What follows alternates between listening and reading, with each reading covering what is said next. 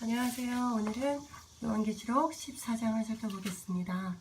또 내가 보니 보라 어린 양이 시온산에 섰고 그와 함께 14만 4천이 서 있는데 그들의 이마에는 어린 양의 이름과 그 아버지의 이름을 쓴 것이더라. 내가 하늘에서 나는 소리를 들으니 많은 물소리와 같고 큰 으릿소리와도 같은데 내가 들은 소리는 검고 타는 자들이 그 검고를 타는 것 같더라. 그들이 보좌 앞과 네 생물과 장로들 앞에서 새 노래를 부르니 땅에서 속량함을 받은 14만 4천 밖에는 능히 이 노래를 배울 자가 없더라. 이 사람들은 여자와 더불어 더럽히지 아니하고 순결한 자라. 어린 양이 어디로 인도하든지 따라가는 자며 사람 가운데서 속량함을 받아 처음 익은 열매로 하나님과 어린 양에 속한 자들이니 그 입에 거짓말이 없고 흠이 없는 자들이더라. 네, 이렇게 14장은 구원받은 백성에 대한 이렇게 말씀이 이렇게 기록이 되어 있습니다. 그리고 구원받은 백성과 또 이제 6절 이하로는 6절 이하에 10절부터 보면 19절의 끝부분 그의 우상에 경배하고 짐승과 그의 우상에 경배하고 이마에나 손을 표를 받으면 하나님의 진노의 포도주를 마시리니 그들의 진노의 포도주를 마심으로 불과 유황으로 고난을 받게 되는 모습이 기록이 되어 있고요. 12절부터는 성도들의 인내가 여기 있나니 그들은 하나님의 계명과 예수에 대한 믿음을 지키는 자니라. 그러므로 그들이 수고를 그치고 쉬리니 이는 그들이 행한 일이 따름이라 하시더라. 네, 그래서 또 구원받는 자들에 대한 이렇게 그들의 또 하나님 앞에서 쉬게 되는 그런 모습이 표현되어 있습니다. 그리고 또 14절부터는 이렇게 곡식, 바로 이제 구원받은 백성들이 곡식으로 표현이 되어 있고요. 17절 이하에서는 또 이렇게 땅에 포도를 거두어 하나님의 진노의 포도주 틀에 던져져서 그렇게 이제 그들이 틀에서 밟히는 그런 고통스러운 모습을 이렇게 보여주고 있습니다. 그래서 계속 대조적인 표현을 쓰고 있어요. 구원받은 자와 또 짐승과 그의 우상에게 속해서 고난을 받는 자들에 대한 표현이 이렇게 대조적으로 표현을 되고 있습니다. 먼저 이렇게 14만 4천에 대해서 우리가 이렇게 7장에 이미 14만 4천의 이야기가 있었죠. 그러니까 성경은 이 요한계시록은 이렇게 점진적인 물론 그 환란에 대한 표현이 정확하게 있습니다. 그 점점 그 환란의 강도가 이렇게 마지막 때가 가까울수록 환란이 더욱더 강해져서 그런 점진적인 표현이 기록이 되어 있는 건 맞지만 10장부터 14장까지는 그 작은 책의 내용으로 이렇게 부록책처럼 어떤 부분에 좀 더 이렇게 자세히 기록되어 있는 것을 볼 수가 있습니다. 그래서 14장까지가 이렇게 부록책의 작은 책의 내용이고요. 15장부터는 다시 이렇게 환란을 통한 하나님의 구원의 계획이 이루어지는 그런 내용인 것을 우리가 볼 수가 있습니다. 그래서 이제 14장 1절부터 살펴보면 어린 양이 시온산에 섰고, 그러니까 시온산은 하나님의 통치가 있는 곳을 의미합니다. 시온이라는 것이 그 하나님의 성전이 있는 그러니까 곧 하나님이 이렇게 다스리는 통치하시는 곳을 이렇게 시온으로 보는 시온산이 그런 의미인데요. 그래서 어린 양이 하나님의 그 통치 안에 계신 우리 예수 그리스도께서 모든 우리를 구원하시고자 승리하신 그 어린 양의 모습에 어린 양이라는 그런 표현이 있을 때는 그 우리를 구원하시고자 승리하신 예수 그리스도의 모습으로 보시면 좋을 것 같아요. 그들이 이제 14만 4천이 있는데요. 14만 4천은 구원받은 백성들의 첫 열매죠. 여기 이제 기록이 되어 있죠. 처음 익은 열매라고 4장에 기록이 되어 있는데요. 이들은 우리 구원받은 백성들의 그냥 처음 열매입니다. 우리도 바로 이렇게 14만 4천처럼 이마에나 아버지의 어린 양의 이름과 아버지의 이름이 기록되어 있는 바로 우리를 구원받은 백성들을 의미하는 것입니다. 그래서 그것은 곧 인마졌라는 표현과 같은 표현인데요. 그러므로 우리가 이제 앞으로 또 이렇게 우리의 모습이기도 하죠. 우리가 비록 첫 열매는 아니지만 이들처럼 구원받은 백성이기 때문에 앞으로 우리에게도 또 이렇게 동일한 우리의 또 모습이기도 합니다. 2절에 보니까 하늘에서 나는 소리를 들으니 많은 물소리와 같고 큰 우레소리와 같은데 내가 들은 소리는 검은 곳 타는 자들이 그 검은 곳을 타는 것 같더라. 네. 시편의 29편 29편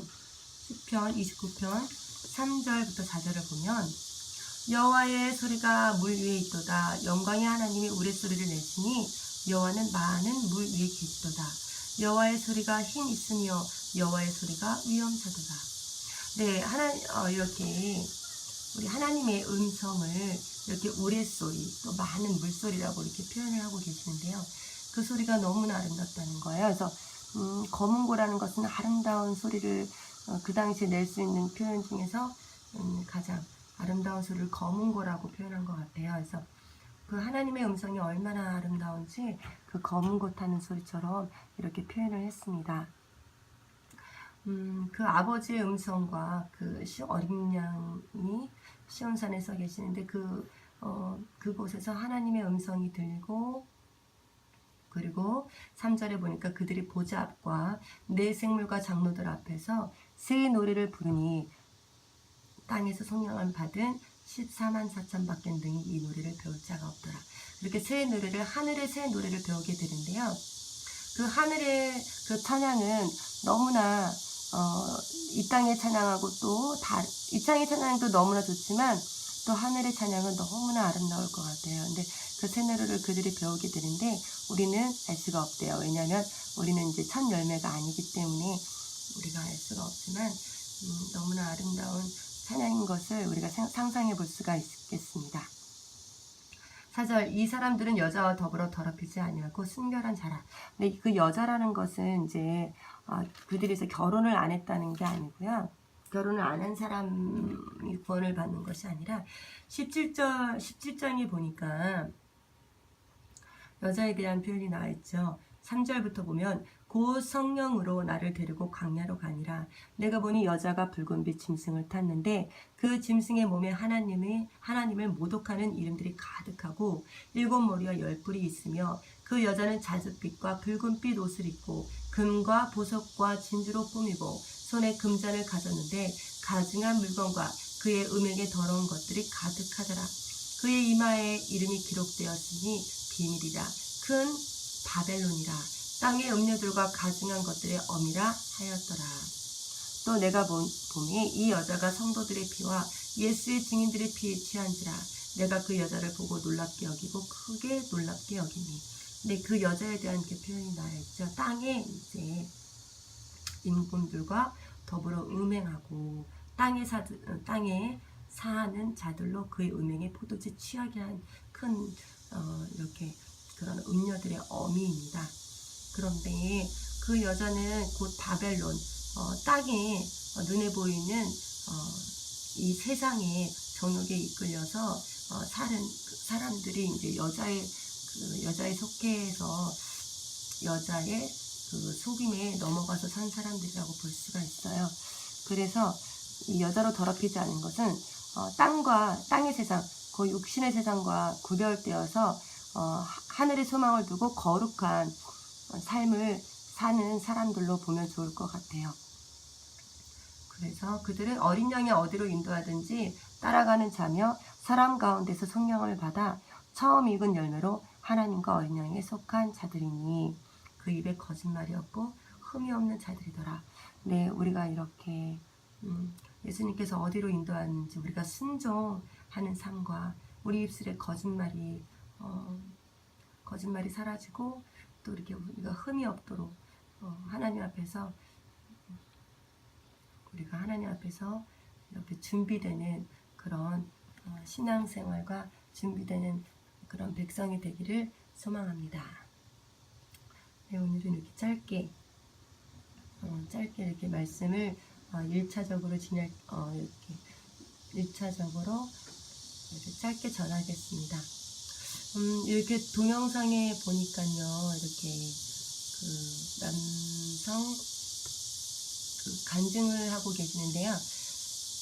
동성연애, 여기 동성연애자였는데 이게 마귀에게 속아서 마귀의 악한 영에 의해서 이렇게 동성연애에 빠지게 되었는데 그가 이렇게 구조받는 모습을 이렇게 보여주고 있습니다.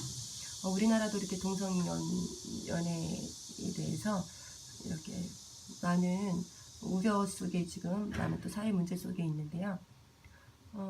우리가 우리 기독교인들이 해야 될 일은 물론 나라를 위해서 또 미래를 위해서 자녀들을 위해서 우리가 앞장서서 이렇게 나서야 되는 것처럼 보이지만 하지만 우리에게 필요한 것은 사실은 기도라고 생각을 합니다. 그리고 사랑이라고 생각합니다. 누구든 비방을 우리에게는 누구든 정죄를 하거나 비방을 할 수 있는 그런 자격이 우리에게 없습니다. 하나님은 누구든 용서를 해주시고 그들이 또한 마귀에게 속아 있기 때문에 하나님의 형상대로 지음받은 모든 사람은 누구나 다 너무나 소중합니다. 그래서 우리가 어떠한 일이 있어도 권력을 가지거나 우리가 요한계시록 12장 13절에서 살펴본 것처럼 그 어떤 권력을 기독교라 할지라도 어떤 권력을 가지고 많은 사람들을 죄로 정죄하고 탄압한다는 것은 탄압이라는 말에 조금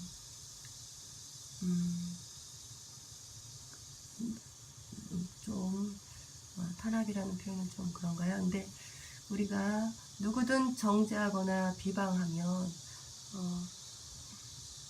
안 될 것 같아요. 그래서 시기와 판단으로 오히려 사람에게 임하는 화가 크다고 했거든요. 전도서 8장 6절에 보면. 그래서 우리가 어떠한 일이 있어도 그들을 판단하거나 정죄를 하는 것이 아니라 오직 그들을 사랑과 돌복으로 오히려 예수 그리스도를 증거하고 그들을 악한 일에서 건져낼 수 있도록 우리가 합심으로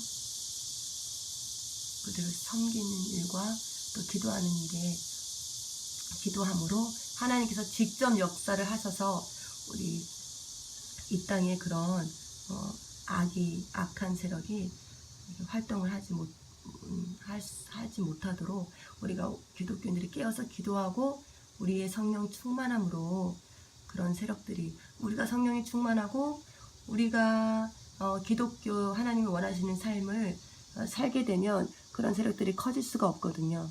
그러니까 우리의 일을 충실하게 되게 되면 그런 세력이 커지지 않기 때문에 우리 기독교인들이 더욱더 깨어서 기도하고 더욱더 성령 충만함과 또 모든 행함과 순종함으로 하나님께서 기뻐하시는 삶을 살기를 소망합니다.